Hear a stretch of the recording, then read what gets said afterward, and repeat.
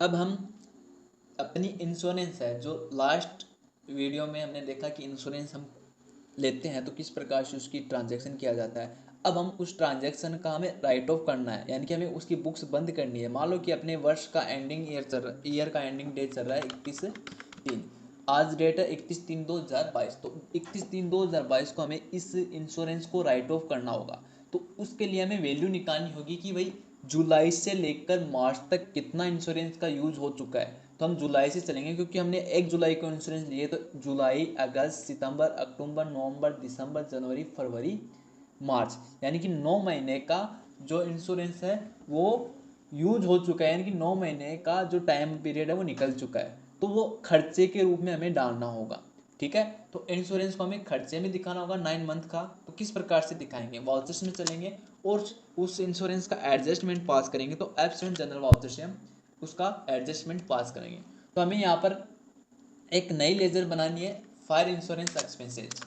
इसका अंडर हमें लेना है डायरेक्ट एक्सपेंसेज। अगर इंश्योरेंस आपकी फैक्ट्री वेयर हाउस से संबंधित हो, जो ट्रेडिंग अकाउंट को इफेक्ट करता है, तो डायरेक्ट एक्सपेंसेज लेना है। अगर ऑफिशियल वर्क हो, ऑफिस से संबंधित हो, तो इनडायरेक्ट एक्सपेंसेज लेना है। तो अपनी इंश्योरेंस है वो फैक्ट्री और वेयर हाउस से संबंधित है, यानी कि ट्रेडिंग अकाउंट को बिलोंग करता है, तो हम डायरेक्ट एक्सपेंसेज करेंगे।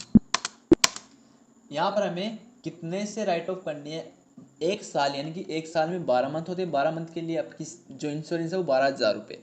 तो 9 मंथ के लिए हमें ये इंश्योरेंस होगी वो 9,000 रुपये हो जाएगी, यानी कि 9,000 रुपये की इंश्योरेंस है वो यूज हो चुकी है।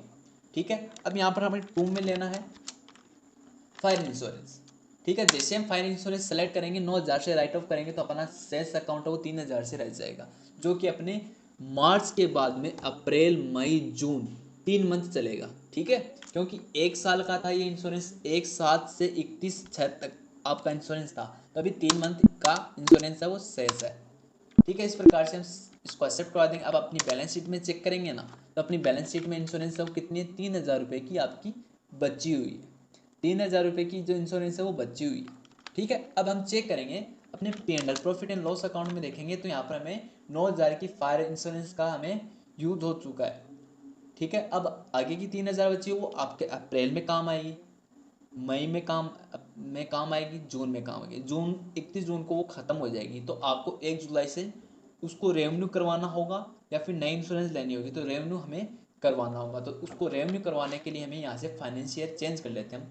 माना कि ये अभी फाइनेंशियल चल रहा है 2022 21-22 चल रहा है, हमें यहाँ पर इसको चेंज कर लेना है 2023, यहाँ से ये कर लेना है। ठीक है, अब हमें मान लो कि हमें ये हम एक साथ को नई इंश्योरेंस है वो ले लेते हैं। अभी हम एक नई इंश्योरेंस है वो पेमेंट वाउचर कर देते हैं कि नई इंश्योरेंस का उसी का रेवेन्यू कर देते हैं। तो यहाँ पर हमें फायर इंश्योरेंस लेनी है और वही 12,000 की इंश्योरेंस मान लो कि अपनी आती है, तो इसको हमें नरेशन के साथ हम एक्सेप्ट कर देंगे।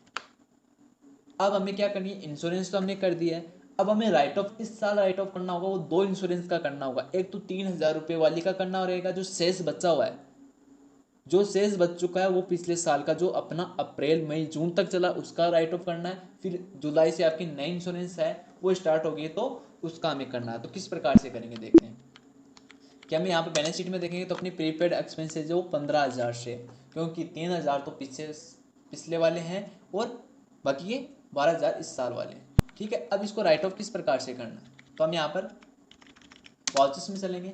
हम अलग अलग भी कर सकते हैं, जैसे कि हम अलग अलग करेंगे। यहाँ पर फायर इंश्योरेंस एक्सपेंसेज को लेंगे 3,000 रुपये से। ठीक है, और यहाँ पर हमें टू में लेना है फायर इंश्योरेंस 3,000। ठीक है, इस प्रकार से हमें एंट्री को करना है, एक्सपेंसेस को डेबिट करना है और फायर इंश्योरेंस को क्रेडिट करना है। अब यहाँ पर प्री फायर इंश्योरेंस एक्सपेंसेस को आपको डायरेक्ट एक्सपेंसेस में लेना। अगर बिजनेस से रिलेटेड है, अपने वेयर हाउस फैक्ट्री से रिलेटेड अगर इंश्योरेंस है, तो आपको डायरेक्ट एक्सपेंस लेना, ऑफिस से संबंधित हो इनडायरेक्ट एक्सपेंस लेना है। तो यहाँ से इसको एक्सेप्ट करवा देंगे। ठीक है, अब अपनी नेक्स्ट इंश्योरेंस बचती है वो जुलाई जुलाई से लेकर अपनी 31 मार्च तक, यानी कि 1 जुलाई से 31 मार्च तक 9 मंथ की आपकी इंश्योरेंस बचती है, उसको भी हमें राइट ऑफ करना है। तो वही सेम प्रोसेस रहेगी, आपको 9,000 रुपये की इंश्योरेंस हमें राइट ऑफ कर देनी है। फिर से अपनी 3,000 की इंश्योरेंस बच जाएगी, जो अगले मंथ से जून तक रहेगी, जून के बाद में हमें नई इंश्योरेंस ले लेनी है। इस प्रकार से हम अपने इंश्योरेंस बिजनेस फर्म में इंश्योरेंस का एडजस्टमेंट करते रहेंगे और अपनी बुक्स को मेंटेन सही तरीके से करते रहेंगे। तो इस प्रकार से बैलेंस शीट में चेक करेंगे तो अपनी इंश्योरेंस का जो एडजस्टमेंट है वो हो जाएगा। प्रॉफिट एंड लॉस में हमें फिर से यहाँ पर शो हो जाएगा 12,000, क्योंकि 3,000 अपनी पुरानी वाली थी, 9,000 से अपनी नई वाली राइट ऑफ करती। पुरानी वाली पूरी एक साथ पूरी करनी होगी और नई वाली को, यानी कि पुरानी वाली को पूरी को करनी होगी, जितनी शेष है वो पूरी करनी होगी, और नई वाली का जितना यूज़ हो गया उतना करना होगा। अगर हमने ये इंश्योरेंस 1 अप्रैल को ली होती, अगर हमने इंश्योरेंस 1 अप्रैल को ली होती है तो 21 मार्च को हमारी ये पूरी की पूरी राइट ऑफ हो जाती है। तो उसमें कोई कंडीशन दिक्कत वाली प्रॉब्लम नहीं है। अगर बीच में लेते हैं तब हमें ये फॉर्मूला अपनाना है। अगर हम 1 अप्रैल को लेते हैं तो 1 अप्रैल में डायरेक्ट ही राइट ऑफ हो जाएगी, उसमें कोई दिक्कत नहीं, जितने की ली थी उतने की हम यूज़ कर चुके हैं। तो इस प्रकार से इंश्योरेंस का ट्रीटमेंट हम दिल्ली में करेंगे। आज के लिए इतना ही, धन्यवाद।